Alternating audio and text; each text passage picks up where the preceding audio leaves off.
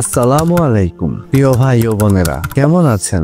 আশা করি আল্লাহর রহমতে ভালোই আছেন। আজকের বিষয়টি এমন এক জায়গায় নিয়ে যাবে যেখানে বাস্তব আর অদৃশ্য জগৎ মিলেমিশে একাকার হয়ে যাবে। আমরা আলোচনা করব এমন 5টি স্বপ্নের বিষয়ে যেগুলো দেখা মানেই হতে পারে আপনার জীবনে কালো জাদুর প্রভাব। এই বিষয়টি খুবই গুরুত্বের এবং ইসলামিক দৃষ্টিকোণ থেকে সঠিক ও প্রাসঙ্গিক তত্ত্ব নিয়ে আলোচনা করব। সুতরাং ভিডিওটি মিস করবেন না, কারণ আপনি যা জানতে চান তা হয়তো আপনার জীবনের মোড় ঘুরিয়ে দিবে। প্রিয় দর্শক, কখনো কি আপনি এমন স্বপ্ন দেখেছেন যেটা অস্বাভাবিক, অশুভ এবং আপনাকে গভীরভাবে নাড়িয়ে দিয়েছে? আপনার মনে হয়েছে স্বপ্নটা যেন আপনাকে কোনো বার্তা দিচ্ছে। কেউ হয়তো ভাবতে পারেন, আর এটা তো কেবল স্বপ্নই, কিন্তু কি হবে যদি স্বপ্নের এই বার্তাটি আসলে একটি সতর্ক সংকেত হয়? আজ আমরা জানবো কালো জাদুর প্রভাব বোঝার জন্য কোন 5টি স্বপ্ন ইসলামিক দৃষ্টিতে সবচেয়ে গুরুত্বপূর্ণ এবং কিভাবে এই সংকেতগুলোর সঙ্গে সঠিক পদক্ষেপ নেওয়া উচিত। অবশ্যই স্বপ্ন সবসময় দুঃস্বপ্ন হয় না। হয়তো আপনি কাল রাতে স্বপ্ন দেখলেন যে আপনি বিরিয়ানি খাচ্ছেন আর তার পেছনে দুষ্ট বন্ধুটা বসে আছে, যাকে সত্যিই কালো জাদু করতে পারে তার প্লেটটা খাওয়ার জন্য।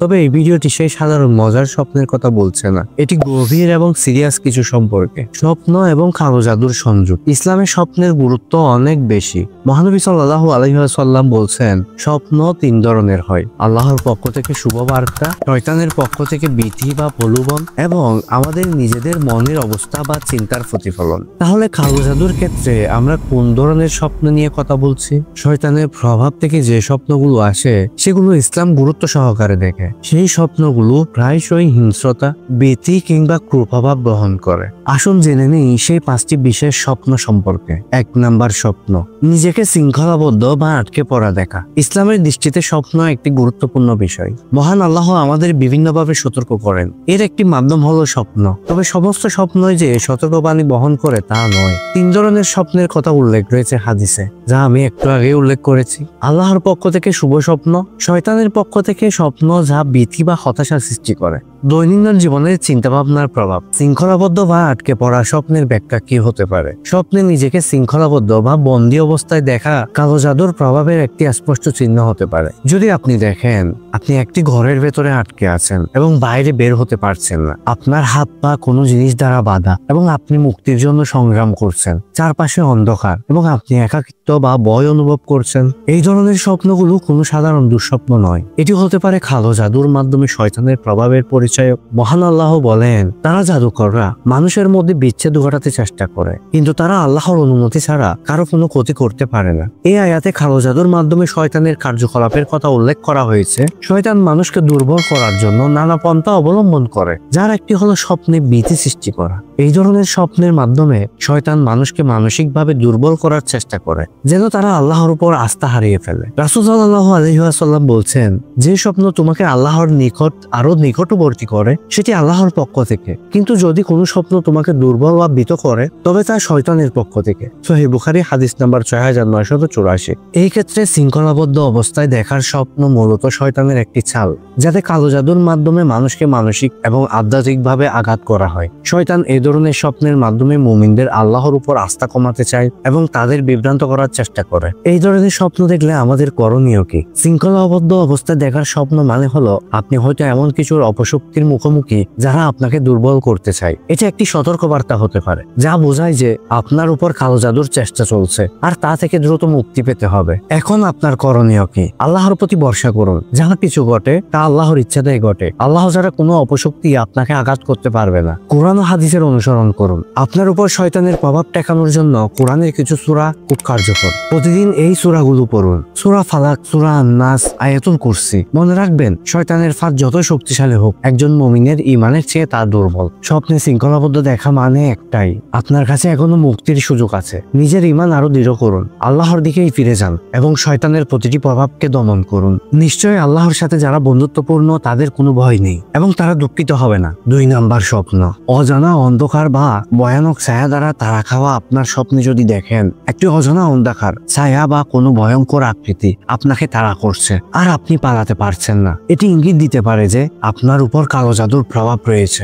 এই স্বপ্ন সাধারণত প্রচন্ড ভীতি সঞ্চার করে এবং ঘুম থেকে জেগে ওঠার পরও আপনি অস্বাভাবিক মানসিক চাপ অনুভব করতে পারেন। কালো জাদু ও শয়তানের কার্যকলাপ সম্পর্কে কোরআনে বলা হয়েছে, আমি দুষ্ট জিন ও মানুষের বিপদ থেকে আল্লাহর নিকট আশ্রয় প্রার্থনা করছি। সূরা ফালাক আয়াত 4-5।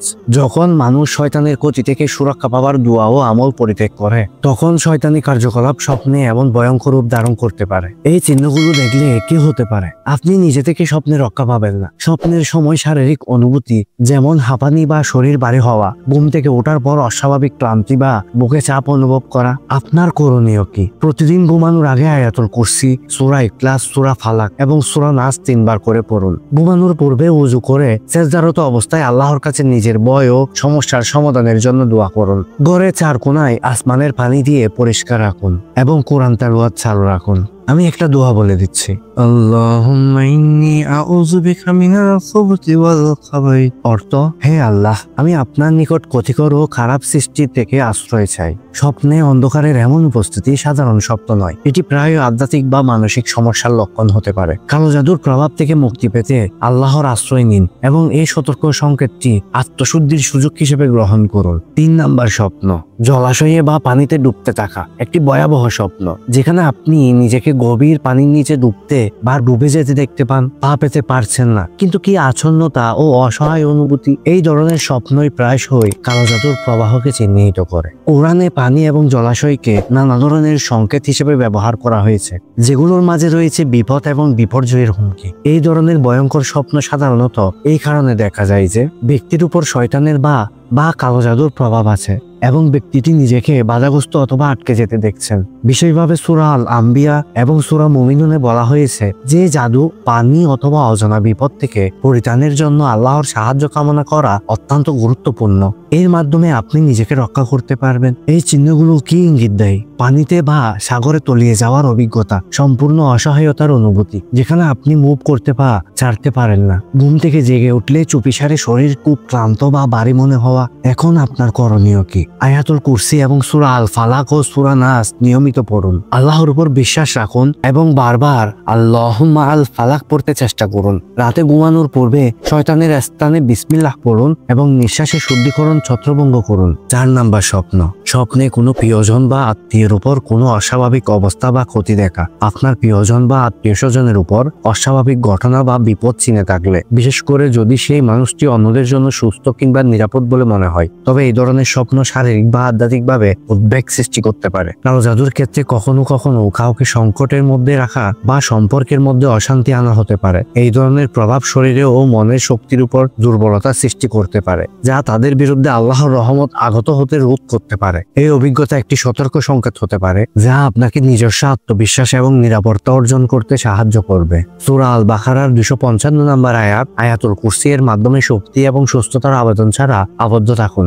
এই চিহ্নগুলো কি ইঙ্গিত দেয়? প্রিয়জন বা আত্মীয়ের সমস্যা বা আহত হওয়ার দৃশ্য বা অবস্থা, অসুস্থতা বা দুর্বলতার অনুভূতি। যে ব্যক্তি অন্যথায় ভালো অবস্থায় ছিল, শক্তির অভাব বা জীবনের মাঝে অস্বাভাবিক অবস্থা তৈরি হওয়া। আপনার করণীয় কি এখন? প্রিয়জনদের জন্য নিয়মিত দোয়া করুন। প্রতিদিন ওই সূরা আল ফালাক, সূরা আল নাস 3 বার পড়ুন। পরিবারে ভালো সম্পর্ক রেখে আত্মীয়দের বিপদ থেকে তাদেরকে সচেতন করুন। 5 নাম্বার স্বপ্ন, দীর্ঘ সময় ধরে এক জায়গায় আটকে থাকা বা বন্দী হয়ে থাকা। এটি এমন একটি স্বপ্ন যেখানে আপনি নিজেকে এক স্থান বা ঘরে আটকে থাকা দেখেন। আপনাকে চলতে বা কোথাও যেতে দেওয়া হয়নি, আপনাকে কোনো না কোনোভাবে আটকে রাখা হয়েছে, আপনি বের হতে অক্ষম। এই স্বপ্নটি অত্যন্ত উদ্বেগজনক হতে পারে, কিন্তু এর সাথে যদি সংযুক্ত হয় যে এটি ঘটে যখন আপনি শান্ত থাকতে চাইছেন কিন্তু চারপাশের সবকিছু বিপর্যস্ত, তবে তা আরো সতর্কতা দিচ্ছে। এই ধরনের স্বপ্নে ব্যক্তি অনুভব করতে পারেন যে তারা আত্মবিশ্বাসের বা আত্মসম্মান হারিয়ে ফেলছেন, বা তাদের শরীরে শয়তানের বা কালো জাদুর প্রভাব রয়েছে। কোরআনে যাদের মনে মাটি বা জীবনের ব্যাধি থেকে সুরক্ষা নেই, তাদের জন্য গভীরভাবে দুঃখ এবং গ্লানি অনুসরণ করা হয়। সুতরাং